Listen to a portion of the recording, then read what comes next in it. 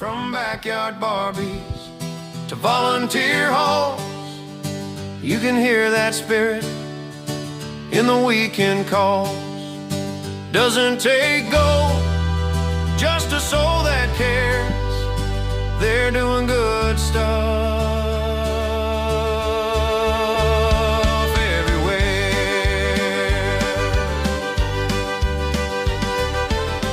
Love that song. Perfect fit for this morning. Not bad at all, is it? We are, as I promised, we're going offshore for our guest this morning on Doing Good Stuff.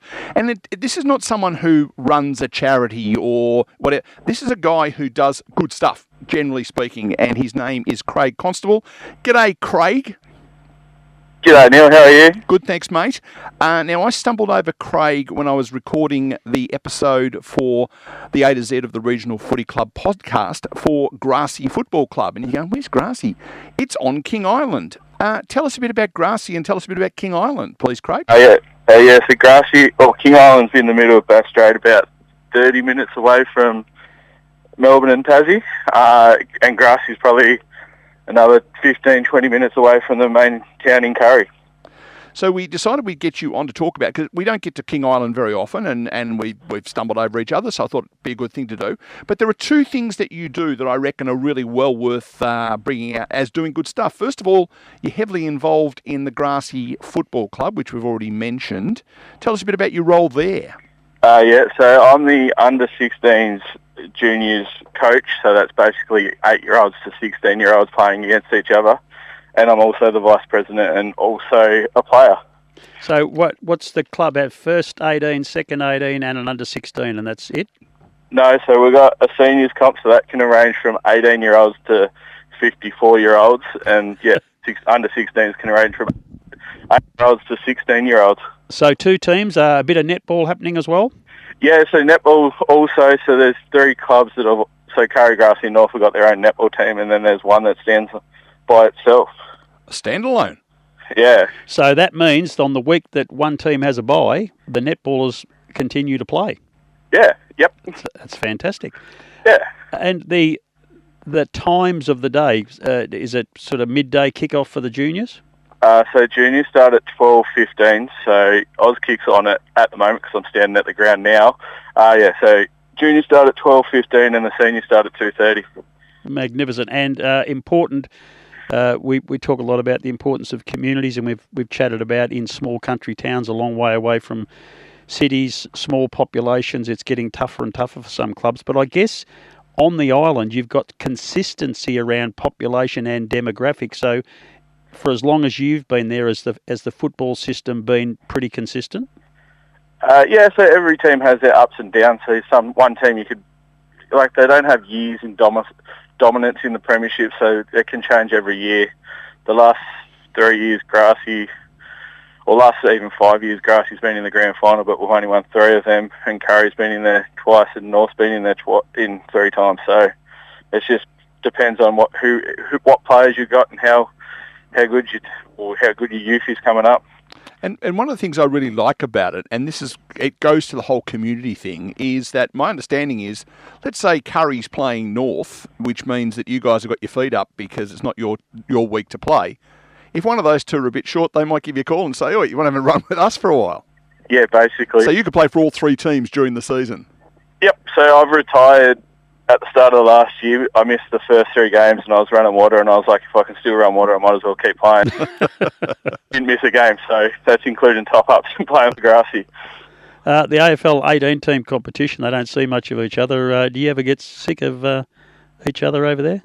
Not really. We have our rivalries on the day, but yeah, everyone keeps turning up. Even the crowd turns up unless the end of the season, and when you know there's nothing to be playing for because everyone plays finals, the crowd drops off a little bit and then ramps back up for finals. I know over here in legends of local footy teams, some bloke might take 10 years to square up for getting a squirrel grip or a whack behind the ear, but you only have to wait a couple of weeks. Yeah, yep. That's fantastic. It's quite a unique organisation, isn't it, the King Island Football Association? The other thing that I wanted to talk to you a bit about, and hopefully you could give Rob a few pointers on this, is that you host a sports program on King Island Radio. Yeah, I sure do. So with a population of 1,000 or whatever it is, how do you run a community radio station? I mean, we've got a population of 350,000 and we struggle to get volunteers. What's the go? So we've got one pretty good producer who stays behind the scenes and does all the work in Wade Roscombe. He used to work for ABC Radio in Melbourne and Sydney and all that. He come over here, started the idea, and yeah, there's 4 of us, or 3 of us that have got radio shows now. So one happens every Tuesday and Friday, one happens every Friday, and our show happens every Sunday. So if I turn the radio on and those programs are on, what am I getting? Nothing? Is that how it works? So we got music. Wade has a playlist of music songs that he plays during the day when there's no shows on. Okay. Does the stream get to the mainland or Tassie? Yeah, I think there's an app that you can download to listen to King Island Radio, like the shows on King Island Radio and the interviews that Wade does. But yeah, I don't know if it reaches Tassie or Melbourne as of yet. What's your call sign? 100.5 FM King Island Radio. Magnificent. It'll be on the community radio app. I'm looking straight afterwards. Yeah. And I'll tune in and I'll learn a bit about how to present a sports show. Yeah, because Rob's been doing a sports show probably since the mid-1800s, and I reckon a little bit of polish could still happen. Don't worry, I reckon we can polish up some days. So what time are you on air Sundays?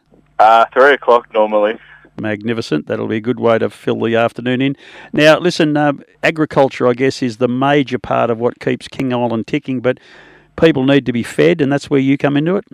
Yeah, so I work in the local IGA in the bottle shop there. Oh, you got to give them a drink too. That's a good look after that. Yeah, sorry, we can't name IGA because we're on community radio, so we can't name the fact that you work at the IGA, right? Sorry about that. Yeah. So I work at the local bottle IGA.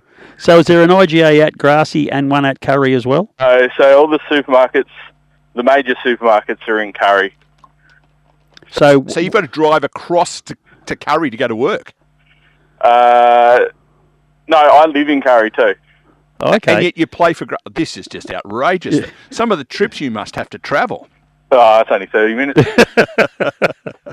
Piece of cake. Yeah, and we all train in Curry at the main Curry Oval, so... All 3 teams? Yep. Yeah, that's magnificent. Do you just have one night each, so you don't have to fight while you're training as well as when you're playing?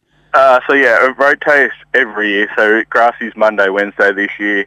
I think Curry and North are Tuesday, Thursday. And I think, yeah, one of them rotates every week or so. What sort of a coach are you, Craig? I've been coaching 3 years, got the juniors into a grand final twice and won one of them. Interesting too when you've got a dynamic of big, strong 16-year-olds ready to play senior footy and the littlest tackers who have no other way of getting involved on the same ground in the same game. That's a tough gig to coach. It sure is. You've got to keep them entertained. You've got to put them, and you're trying to teach them everything on the ground at the same time. Do you umpire while you're coaching? I'm umpiring today, so the first time in 4 years I've actually pulled the whistle out. So it's going to be interesting to see how my kids cope with me umpiring. Yeah, and people will be watching. They'll know who you coach, so yeah, just be careful. So you'll be coaching, barracking, and blowing the whistle all at the one time. That is a fair effort. Yep. Yeah. So yeah, I'm basically... Welcome to King Island. I'm standing at the Oval in no grassy gear, just in my King Island Football Association jumper, and that's it. Oh, so you're independent today. Good work. Yeah, and no one will ever know, will they? No, yeah. That's it. Well, Craig, it's always good fun to have a chat. If you want to listen to the episode that Craig and I did on the A to Z of Regional Footy Podcast, just go and look for that, A to Z of Regional Footy Podcast, Footy Clubs Podcast, and episode G for Grassy. Thanks for joining us. Hope you enjoyed your little chat. No, thank you, and thank you for everyone to listen. And cheers to Jamie Roebuck and family from his Geelong connection. Yes. Good on you, Craig. Craig Constable there from King Island Footy, King Island Radio, all that. Cheers, mate. Good on you, mate. Best wishes. Thank you.